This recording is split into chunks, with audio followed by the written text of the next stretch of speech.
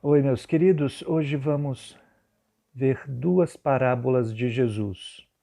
As duas parábolas que estão no capítulo 13 de Mateus. Este capítulo traz 8 parábolas. Parábolas que são chamadas as parábolas do reino, porque Jesus, em cada uma delas, ilustra alguma coisa do reino dos céus. Quando éramos crianças, eu e meus irmãos observávamos minha mãe fazendo pão. Depois de misturar a massa com um fermento, ela tomava um pedacinho da massa e colocava num copo de água. Ficávamos olhando para a massa no copo, o que nos deixava intrigados. Nós não víamos nada acontecer, ninguém fazer nada com a massa e o bocadinho de massa que estava naquele copo flutuava. Situações simples como esta eram usadas por Jesus para falar de algo grandioso. Ele usa o exemplo do fermento na massa como forma de explicar algo do reino dos céus. A que compararei o reino dos céus? Era essa pergunta que vinha antes de algumas dessas parábolas, como Lucas coloca também no capítulo 13. O objetivo dele não é explicar completamente o reino. Ele apresenta aspectos diferentes em cada uma das parábolas do reino. As parábolas do joio e da rede falam de aspectos escatológicos do reino, na consumação do reino. As parábolas do tesouro e da pérola, de valor inestimável, mostram exatamente isso, o valor inestimável, incalculável do reino dos céus. As parábolas do grão de mostarda e do fermento mostram a influência do reino neste mundo, que é o que vamos ver agora. Mateus 13, 31 e 32. Jesus contou duas parábolas para falar a respeito do fenomenal crescimento do reino dos céus. A do grão de mostarda e a do fermento. A parábola do grão de mostarda retrata o crescimento do reino em extensão. A do reino descreve a intensidade deste crescimento, a parábola do fermento. Podemos presumir que Jesus tinha ensinado essas duas parábolas juntas, na mesma ocasião. A parábola do grão de mostarda, em contraste com as duas parábolas anteriores, a parábola do semeador e a parábola do joio, ela é muito curta. O texto diz assim: outra parábola lhes propôs, dizendo: o reino dos céus é semelhante a um grão de mostarda que um homem tomou e plantou no seu campo, o qual é, na verdade, a menor de todas as sementes, e crescida é maior do que todas as hortaliças, e se faz árvore, de modo que as aves do céu vêm aninhar-se nos seus ramos. Em poucas palavras, Jesus descreve o surpreendente tamanho da mostardeira. Árvore é como Mateus chama, Lucas e Marcos chamam de hortaliça. Ela se desenvolve da menor de todas as sementes. Ele realça a diferença entre o pequenino grão e a grande árvore. Ele vai omitir qualquer outra qualidade da mostarda. Nos dias de Jesus, quase todo mundo tinha sua própria plantação. Em cada quintal havia uma mostardeira. A planta podia muitas vezes ter crescido no campo ao lado do canteiro de hortaliças, porque ela exige muito espaço. O horticultor tomou apenas uma das sementes da mostarda. Plantou a semente em seu campo porque sabia que aquela coisinha minúscula tinha capacidade de se transformar numa planta do tamanho de uma árvore. Ele precisava apenas de uma planta. Ele sabia do contraste entre a semente e a planta. O tamanho insignificante da semente de mostarda havia se tornado até proverbial. Em outras passagens, neste mesmo evangelho, o próprio Jesus usa para falar da fé do tamanho de um grão de mostarda. Em Mateus 17, 20, por exemplo, porque ele cita em outros lugares, ele lhes respondeu: por causa da pequenez da vossa fé. Pois em verdade vos digo que se tiverdes fé como um grão de mostarda, direi a este monte, passa daqui para acolá, e ele passará. Nada vos será impossível. E Jesus, então, fala disso, desse grão de mostarda que se torna uma árvore grande, a maior de todas as hortaliças. E conclui essa parábola. Jesus se refere a uma passagem do Antigo Testamento, aliás, a algumas passagens. Nós encontramos no livro de Daniel, onde fala de Nabucodonosor, mas as passagens de Ezequiel falam da igreja, Ezequiel 17, 23 e Ezequiel 31, 6, onde lemos assim: No monte alto de Israel o plantarei, e produzirá ramos, dará frutos, e será cedro excelente. Debaixo dele habitarão animais de toda sorte, e à sombra dos seus ramos se aninharão aves de toda espécie. Todas as aves do céu se aninhavam nos seus ramos, todos os animais do campo geravam debaixo de sua fronde, e todos os grandes povos se assentavam à sua sombra. Por meio dessa parábola, que os ramos se estendem para todos os cantos e todas as aves vêm se aninhar debaixo dela, Jesus ensina que o reino de Deus pode parecer sem importância e insignificante, especialmente ali na Galileia do ano 28 depois de Cristo. Porém, o evangelho de Deus, proclamado por um carpinteiro pregador, provocaria um impacto tremendo no mundo todo. Seus seguidores, um grupo, na sua maioria pescadores rudes, colocavam o mundo em chamas com a mensagem da salvação, a ponto dos judeus de Tessalônica, na segunda viagem missionária de Paulo, dizerem: estes que têm transtornado o mundo chegaram também aqui. Atos 17, versículo 6. Mensagem esta que hoje é proclamada em quase todas as línguas conhecidas da terra. O pequenino grão semeado na Galileia fornece abrigo e descanso para povos de todos os lugares. A árvore ainda não alcançou a maturidade, porque quando isso acontece, virá o fim. Olhamos para o fenômeno do seu crescimento e sabemos que Deus está operando o desenvolvimento do seu reino. A igreja, a árvore, está se espalhando. Nações inteiras estão ainda virtualmente destituídas da sombra, do abrigo oferecidos pelo reino de Deus. Os ramos da árvore devem continuar a crescer e se estender até aquelas regiões que ainda precisam do evangelho, para que multidões possam encontrar na igreja refúgio e descanso no reino de Deus.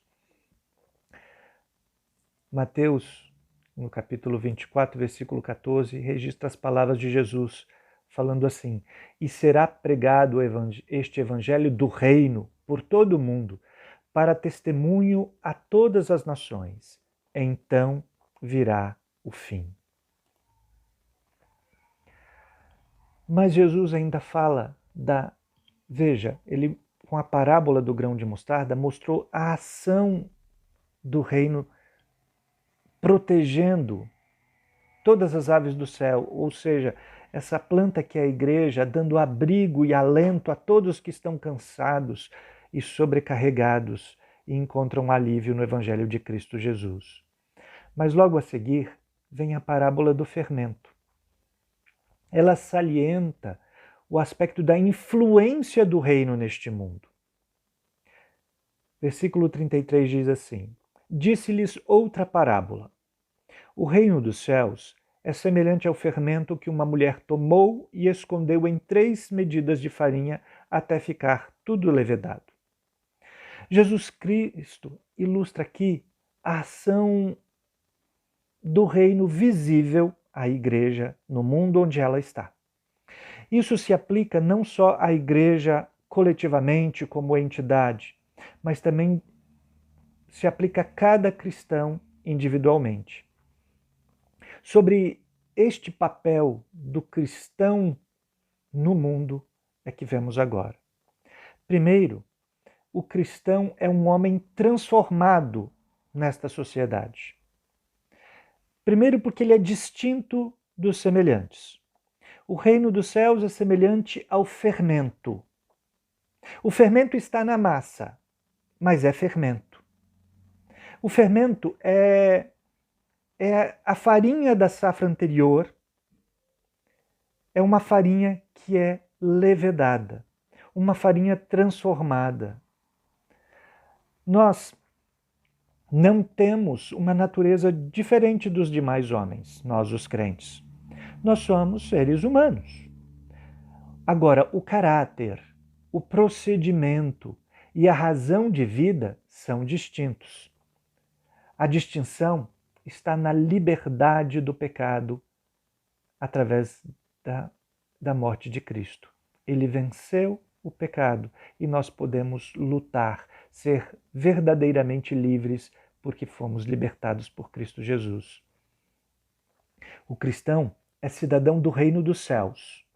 Então ele deve viver segundo o padrão celeste, o padrão divino.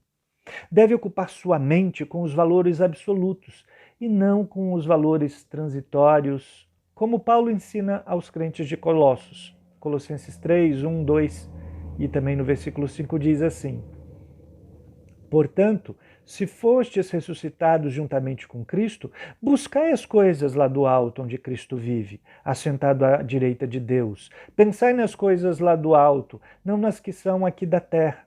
Fazei, pois, morrer a vossa natureza terrena, prostituição, impureza, paixão lasciva, desejo maligno e a avareza, que é idolatria. Esse caráter distintivo do cristão é assinalado no Novo Testamento, no novo mandamento de Cristo. Novo mandamento vos dou, que vos ameis uns aos outros, assim como eu vos amei, que vos ameis uns aos outros. Nisto conhecerão todos que sois meus discípulos, se tiverdes amor uns aos outros. O amor veio a ser o sinal característico do cristão nessa sociedade desalmada.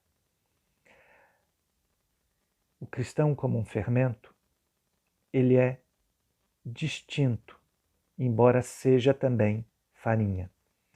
Mas fazemos parte da sociedade, é assim que estamos no meio da sociedade, mas o caráter do cristão não é influenciado pelo meio, não é influenciado pela sociedade. O fermento que é colocado na massa, ele não sofre ação da farinha. O fermento não tem as suas propriedades alteradas. Ele não volta a ser farinha. O caráter do cristão com isso, com essa ideia de fermento, ele não pode oscilar conforme as circunstâncias. O fermento está agora no meio de trigo, então ele vai virar trigo. Colocou o fermento numa massa com fubá, então ele vai virar fubá. Não. O homem não é, o cristão não é um produto do meio. Os discípulos de Jesus não mudaram de atitude quando as autoridades lhes ordenaram que não falassem de Jesus. Chamando-os, ordenaram-lhes que absolutamente não falassem nem ensinassem no nome de Jesus. Mas Pedro e João lhes responderam: julgai se é justo diante de Deus ouvir-vos antes a vós outros do que a Deus, pois não podemos deixar das coisas que vimos e ouvimos. Depois, ameaçando-os mais ainda, os soltaram, e não tendo achado como castigar por causa do povo, porque todos glorificavam a Deus pelo que acontecia. É o que lemos em Atos dos Apóstolos, capítulo 4. Nós continuamos no mundo, mas somos cidadãos dos céus, do reino dos céus. Devemos obedecer às ordens vindas do Rei dos céus, viver como agrada a este Rei. Não podemos ser cristão no domingo e sonegadores na segunda, mentirosos na terça, maledicentes na quarta. Tomando a recomendação de Paulo a Timóteo, temos que nos firmar e manter a fé e a boa consciência. Ele diz assim, Este é o dever que te encarrego, ó filho Timóteo, segundo as profecias que antecipadamente foste objeto. Combate firmado nelas o bom combate, mantendo a fé e a boa consciência, porque alguns, tendo rejeitado a boa consciência, vieram a naufragar na fé. O cristão, como um fermento, é um homem transformado na sociedade. Ele é distinto por seu caráter e fé dos semelhantes, e esse caráter não é influenciado pelo meio na sociedade. Mas, por outro lado, além de manter o seu caráter distintivo no mundo, o cristão deve transformar o mundo, transformar a sociedade. Para começar, o cristão deve transformar seu ambiente.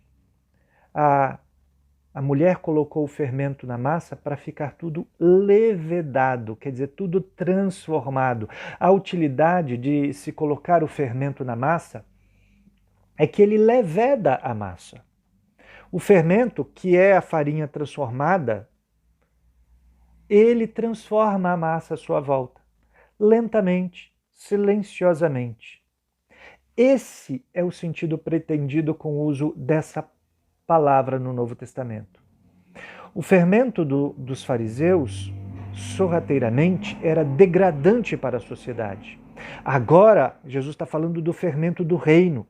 É a salvação para essa sociedade. Cristo, na oração sacerdotal, não orou para que nós fôssemos tirados do mundo, ou isolados aqui dentro no mundo, mas que fôssemos livrados do mal. Jesus está dizendo que o reino dos céus influencia e transforma o mundo.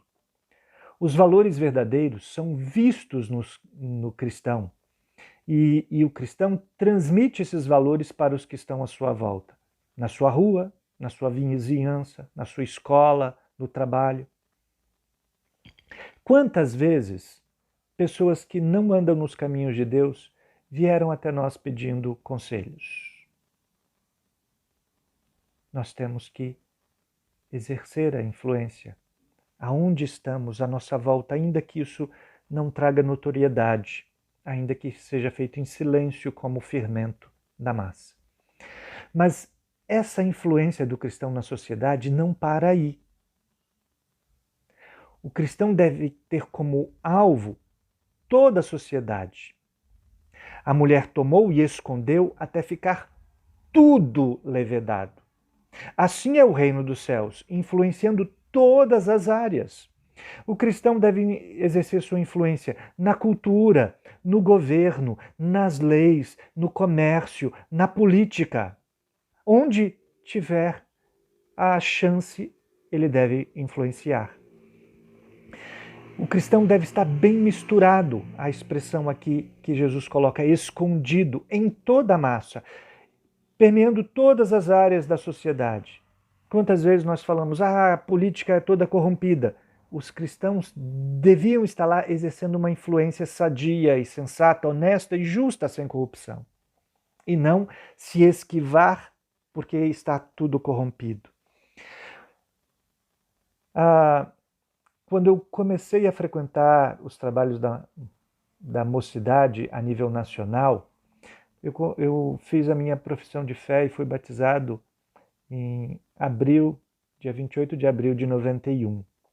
E naquele quadriênio, a Confederação Nacional de Mocidade tinha o lema Unidos para influenciar. É isso que nós temos que fazer. Como a expressão que lemos há pouco em Atos dos Apóstolos, estes que têm transtornado o mundo chegaram também aqui. Esse é o papel do cristão fermento, manter-se distinto do mundo e ao mesmo tempo transformá-lo completamente, ali perto de você, em outros cantos. Jesus fala assim no Sermão da Montanha: assim brilhe também a vossa luz diante dos homens, para que vejam as vossas boas obras e glorifiquem vosso Pai que está nos céus. Estas são as duas parábolas unidas, a parábola do grão de mostarda e do fermento, que falam da igreja crescendo grandiosamente, estendendo para dar alívio a todos os cantos da terra, mas influenciando com este alívio como o fermento que transforma toda a massa onde ele está. E Jesus tinha propósitos nessas parábolas. É o que vemos nos 2 versículos seguintes. Todas estas coisas disse Jesus às multidões por parábolas, e sem parábolas nada lhes dizia, para que se cumprisse o que fora dito por intermédio do profeta. Abrirei em parábolas a minha boca, publicarei coisas ocultas desde a criação do mundo. Contando parábolas, Jesus desenhava quadros que retratavam o mundo ao seu redor. Ensinando por meio de parábolas, ele descrevia o que acontecia na vida real. Ele ensinava uma história tirada do cotidiano para, por meio de um fato já aceito, conhecido e entendido, ensinar uma nova lição, uma lição espiritual. Suas parábolas retratam a diversidade da vida humana. Retratam a vida dos homens, às vezes mulheres, crianças, os pobres, os ricos, os que são marginalizados, os que são exaltados. Pelo seu conhecimento da amplitude da vida humana, ele era capaz de ministrar a todas as camadas da sociedade. Jesus empregava assim essas parábolas para tornar a linguagem acessível ao povo, para ensinar às multidões a palavra de Deus, para chamar os ouvintes ao arrependimento e à fé, para desafiar os que criam, transformar palavras em atos e para exortar os seus seguidores a permanecerem vigilantes.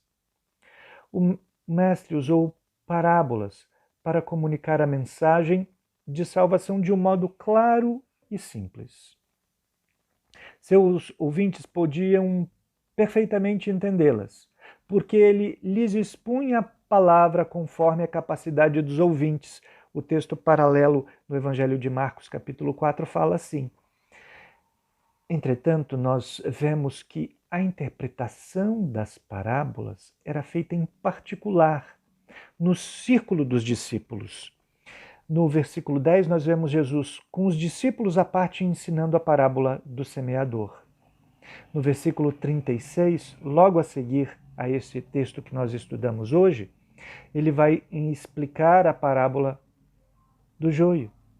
E depois 4 outras parábolas ele fala em particular só aos discípulos. Ele revelava as coisas ocultas do reino dos céus, proclamando a redenção dos homens caídos e pecadores, que continuavam em sua cegueira.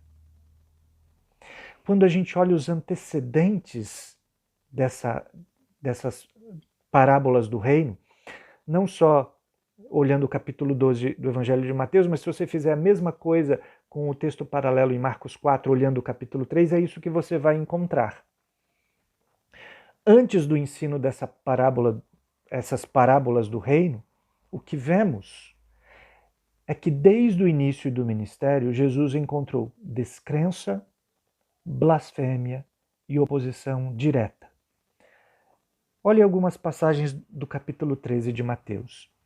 Ele, porém, respondeu: uma geração má e adúltera pede um sinal, mas nenhum sinal lhe será dado, senão o do profeta Jonas. É o que lemos no versículo 39. Mais ainda. Mas os fariseus, ouvindo isto, murmuravam: este não expele demônios, senão pelo poder de Beelzebu, maioral dos demônios. Era isso que falavam de Jesus. Versículo 24. Se olharmos também o versículo 14, retirando-se, porém, os fariseus, conspiravam contra eles sobre como lhe tirariam a vida. Veja, o que antecede as parábolas do reino é exatamente isso: descrença, blasfêmia e oposição direta. Aliás, Marcos, no texto paralelo, registra que até a família de Jesus foi até ele querendo tirá-lo dali porque diziam que ele estava louco. Jesus apresentou um contraste entre aqueles que criam e os que não criam, entre os seguidores e os oponentes, entre os que aceitavam e os que rejeitavam a revelação de Deus por meio dele. Os que fazem a vontade de Deus recebem a mensagem das parábolas, porque pertencem à família de Deus. É esse o desfecho do capítulo 12. E estendendo a mão para os discípulos, disse: Eis minha mãe e meus irmãos, porque qualquer que fizer a vontade de meu Pai Celeste, esse é meu irmão, irmã e mãe.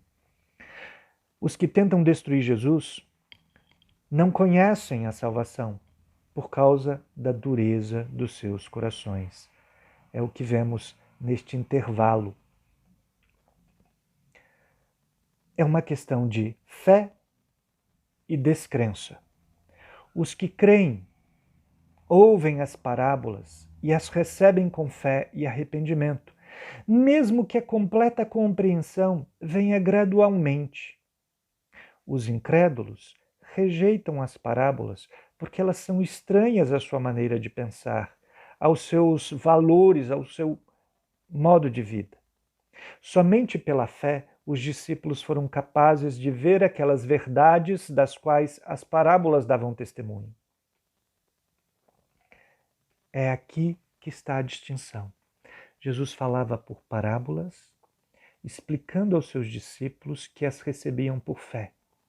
Veja que ele teve que explicar detalhadamente 2 das parábolas, porque eles não entenderam tudo. Mas eram seus discípulos e faziam tudo o que era da vontade do Pai. Estes são os que o receberam e receberam o poder de serem feitos filhos de Deus, de serem família de Deus, a família de Cristo, como ele diz, irmão, mãe, pai, irmã. Que nós, ouvindo as parábolas hoje, recebamos a palavra de Deus e obedeçamos o que ele nos diz. É a nossa vida. Que nós vivamos crescendo como a árvore, a mostardeira, espalhando os ramos para que outros também encontrem o mesmo alento que nós encontramos no Evangelho. Que nós influenciamos, mostrando a distinção que somos nós, um trigo transformado, fermento, que é distinto, embora seja trigo também, mas que não se deixa influenciar pelo mundo à sua volta. Pelo contrário, exerce a influência de maneira silenciosa até que todo o mundo seja transformado. Que nós façamos isto hoje como ramos da mostardeira, como fermento, levando a palavra de Deus, nós que recebemos e entendemos. Em nome de Jesus.